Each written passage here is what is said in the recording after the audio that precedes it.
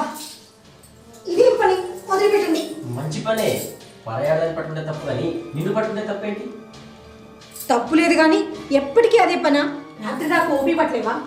రాత్రి పగలు తేడా అయింది. ఎప్పుడు మూడొస్తే అప్పుడు అనుభవించాలి.